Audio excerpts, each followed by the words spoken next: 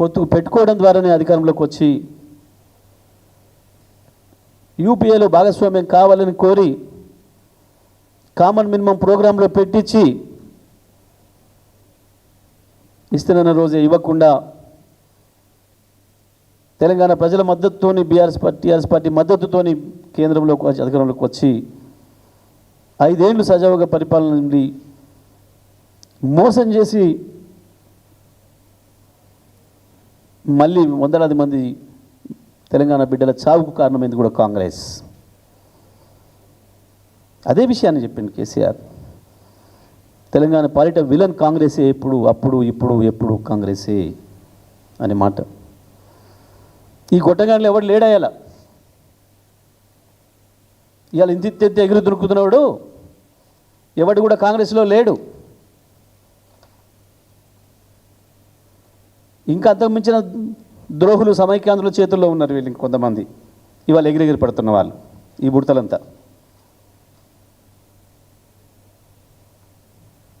ఇదే కాంగ్రెస్ను దుమ్మెత్తి పోషన్ ఉన్నాయి.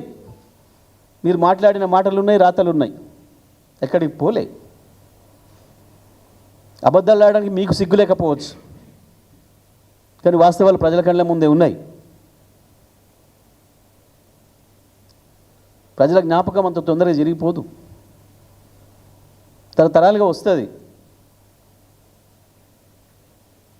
రాముడు ఎట్లు వస్తున్నాడో రావణాసురుడు కూడా వస్తూనే ఉన్నాడు చరిత్రలో అట్లాగే నిలబడి. హీరో హీరోగానే ఉంటాడు, విలన్ విలగానే ఉంటాడు. మన పేరు ఉంది కదా అని అందరం గొప్ప అనుకోవద్దు. నీ పేరు విలన్గానే చెక్కబడుతుంది అని చెప్పి సోయి ఉండాలి.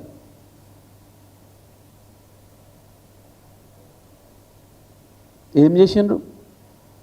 కాంగ్రెస్ పాలన వచ్చి ఏం జరిగింది? మళ్ళీ సమైక్యాంధ్ర పాలనలో ఏముండెనో మళ్ళీ అవే పరిస్థితులు తీసుకొచ్చారు కేవలం 16 నెలల పరిపాలనలో. ఏముండే కాంగ్రెస్ పరిపాలనలో? కాలమైన సంవత్సరం కూడా కరువే ఉండేది. బ్రహ్మాండంగా వర్షాలు పడి వాగులు వంకలు దునికిన సంవత్సరం కూడా 6 నెలలు తిరగక ముందే మళ్ళీ నీళ్ళని ఆంధ్రార్పణం, తెలంగాణ బతుకు కరువు. మంచినీళ్ళకు బిందెలు పట్టుకొని రోడ్ల మీద తిరగాలి. సాగునీళ్ళ సంగతి సరి.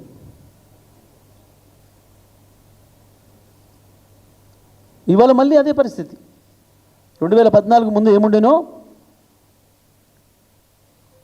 మళ్ళీ ఇవాళ 24 యాసంగి చూసినాం, 25 యాసంగి. ప్రకృతి కరుణించి నీళ్ళు ఇచ్చిన వానకాలం తప్ప ప్రభుత్వాలుగా మనం చేయాల్సిన పని యాసంగిలో నీళ్ళు ఎట్టియాల ప్రజలకన్నా సోయి లేకుండా కేసీఆర్ కట్టిన ప్రాజెక్టులను కూడా కనీసం పూర్తి చేసుకోకుండా నడిపించుకోకుండా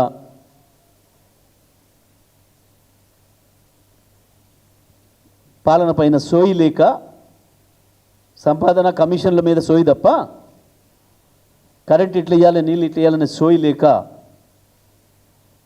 ఉన్న వసతులను కూడా ప్రజలకు అందించలేక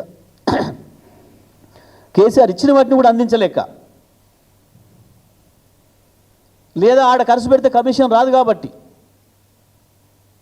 కమిషన్ల కక్కుర్తికి